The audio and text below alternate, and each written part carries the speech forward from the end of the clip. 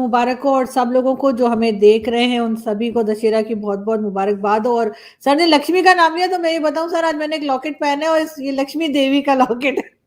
और मुझे मेरे फ्रेंड्स आप कह तो रहे थे आरज़ू खुद छुपा लो। लक्ष्मी है, आप तो खुद लक्ष्मी है, आपके इतने मोहब्बत करने वाली सारी दुनिया में आप सोच नहीं सकते। आज का जो मैं सबसे बड़ा खास कर नवरात्रे और इसके आज के इस हवाले से जो मैं मैसेज देना चाहूंगा वो ये है कि चाहे आप कुछ भी कोई भी हो, आप हिंदू हैं, सिख हैं, ईसाई हैं, मुसलमान, अगर आप किसी दूसरे इंसान से मोहब्बत करने की सलाहियत नहीं रखते अनकंडीशनली, मेरी नजर में आप जीरो। इस दफा मैं हैरान था, इतने मेरे हिंदू भाइयों ने कांग्रेचुलेशंस भेजी, बल्कि वीडियो जुलूसों की बना बना के भेजी। और I was so happy with them. मेरी तरफ से बहुत बहुत दिली मुबारक हो आपकी खुशियों का, और आपको आने वाले दिनों में आपकी जिंदगी में बेहतरी आए, सेहत आए, लक्ष्मी आए, सब कुछ आए, खुश रहें, आबाद रहें। बिल्कुल ऐसा ही है सर। बहुत आपको भी मुबारक हो और सब लोगों को जो हमें देख रहे हैं उन सभी को दशहरा की बहुत-बहुत मुबारकबाद हो। और सर ने लक्ष्मी का नाम लिया तो मैं ये बताऊँ सर, आज मैंने एक लॉकेट पहना है और ये लक्ष्मी देवी का लॉकेट है। और मुझे मेरे फ्रेंड्स आप कह तो रहे थे आरज़ू खुद छुपा लो। लक्ष्मी है, आप तो खुद लक्ष्मी है, आपके इतने मोहब्बत करने वाली सारी दुनिया में आप सोच नहीं सकते कि मुझे कई दफा लोगों ने टेक्सास में, ह्यूस्टन में, उन्होंने कहा है जी किसी तरीके से आरजू जी से बात हो सकती है। कि मैं उनको कहता हूं बिल्कुल, मेरे तो वो फैमिली मेंबर है। You are Lakshmi already to begin with. आपका इतनी मोहब्बत, देखिए मोहब्बत प्यार भी एक दौलत होती है, और बहुत आज तो आपने बिल्कुल। आरजू दिल जीत लिया लाइटें लगा के। So nice of you.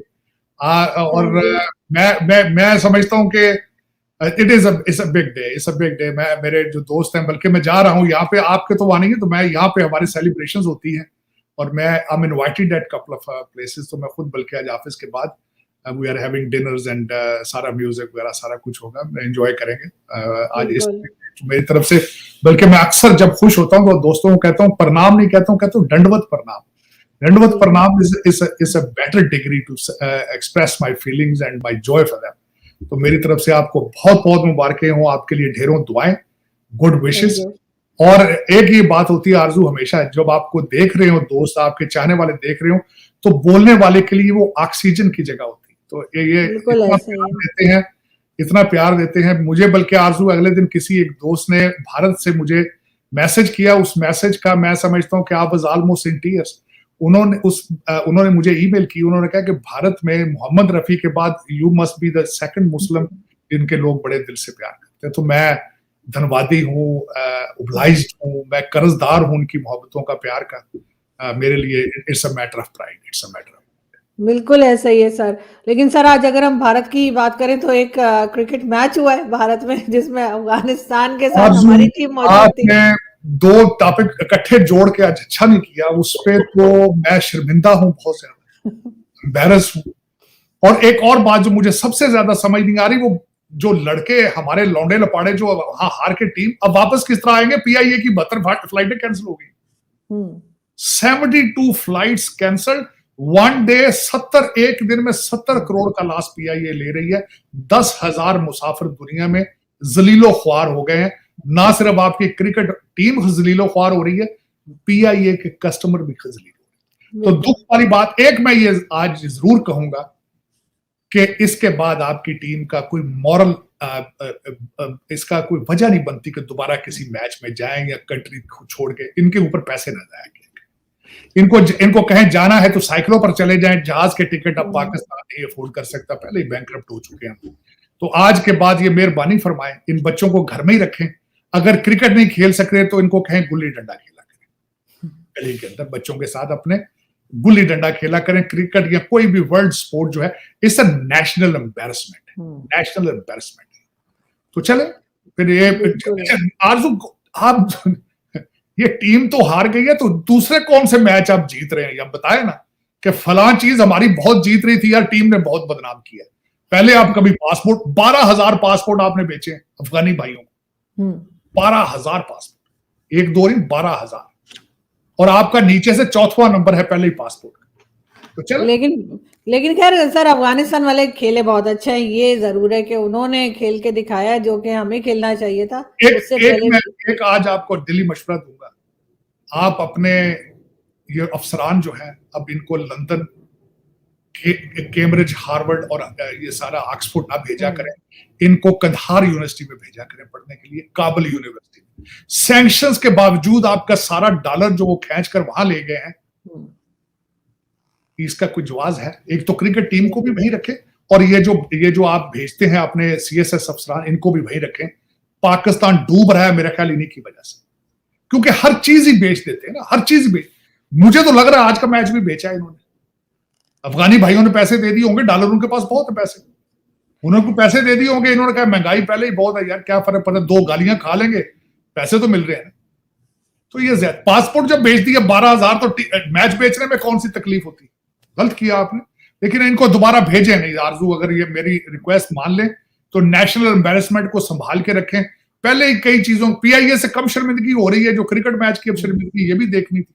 Sir अभी जब ये इजराइल और हमास के बीच में जब लड़ाई शुरू हुई है, तो हमारे यहाँ तो बहुत ऐलान किए गए, आज भी कई जगह पे मैंने देखा सोशल मीडिया पे लगाया कि जी ये प्रोडक्ट्स यूज ना करें। तो कोक और फैंटा और स्प्राइट, उनकी बॉटल्स तोड़ी गई हैं। और एक वीडियो है सर जिसमें कोई बंदा पंजाब के किसी सिटी में कोक की बॉटल भर भर के रख रहा है, तो वो तो यहाँ बनती है। हाँ, मुझे ये बताएं, आपके पाकिस्तान में किसने कहा कि असली कोका कोला और पेप्सी बनती? वो तो सारे लाला मूसा पे बनती। लाला मूसा हमारा मशहूर है, गुजरात के पास जगह लाला मूसा। आपकी हर चीज तो वहां से बनती। दवाइयां तक तो असली मिलती नहीं है वहां पे, तो आपको कोका कोला असली मिल रहा होगा। अपने नुकसान कर रहे हैं। और यार वो तो कोका कोला तो आती ही नहीं है कहीं से बन के। और दूसरी बात ये है कि मैं हैरान हूं इनसे, आपके ये मासूम जो आपके लौंडे लपाड़े हैं। और फेसबुक भी यहूदियों का है, इंस्टाग्राम भी उन्हीं का ही है। बिल्कुल। और मैं अगर इसका टोटल बाइकाट करोगे तो फिर सांस ही ले सकोगे और कुछ नहीं कर सकोगे। हाँ, कुछ नहीं बचेगा। कुछ नहीं बचेगा। उसकी वजह यह है कि बाकी सारी दुनिया तो सोई पड़ी है। फर्स्ट वर्ल्ड वॉर और सेकंड वर्ल्ड वॉर के बाद जो कुछ भी दुनिया में हो रहा है, उसके पीछे रिसर्च तो सारी ज्यूइश है, जर्मनी की। आप देख ले, हिस्ट्री खोल के देख ले, पढ़ ले। अमेरिका को बनाने वाले भी वही है। वो यहूदी यहाँ आए, उन्होंने वॉल स्ट्रीट बनाई है, बॉलीवुड बनाया है, उन्होंने डिज्नी बनाया, पर क्या क्या उन्होंने बनाया है, तभी तो रूल कर रहे हैं वो। तो ये बच्चों को पता नहीं है। ये अभी भी गधों पे बैठ के कहते हैं हमने जिहाद करना। कराची में चले गए ना मौलवी साहब, बिल्कुल, हाँ बिल्कुल थे, गधों के ऊपर फिर के जा रहे, कहते जी हम जिहाद करेंगे। और यार खुदा का नाम लो। सर हमारे तो क्रिकेटर्स जो ग्राउंड में उतरते हैं सर, वो भी मौलवी बने होते हैं। कोई ग्राउंड में नमाज पढ़ रहा है तो कोई फूके मार है, उसके बाद हार के बाहर आ जाते हैं। ये हाथी के दांत खाने की और दिखाने की और मेरे ख्याल में तो ये इन्हें मजहब, ये रिचुअल पे फंस गए हैं। मजहब की फिलॉसफी का नहीं देखते। मजहब की फिलॉसफी होती है, उसका ओरिजिन है, उसके ऊपर देखें। जिस मजहब का नाम इस्लाम है, जो कहता है अमन, पीस, वो नफरतें कैसे फैलाएगा, वो नफरतें किस तरह प्रीच करेगा।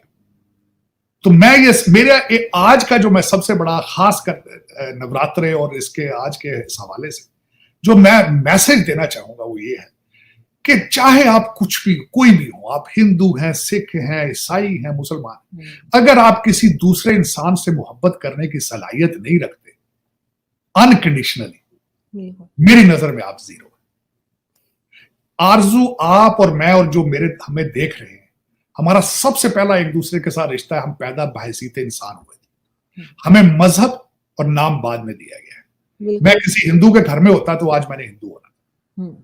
तो फिर इसके ऊपर इतना झगड़ा क्यों? एक दूसरे के तकलीफ जब क्यों नहीं समझते हो, एक दूसरे का दुख क्यों नहीं समझते हो?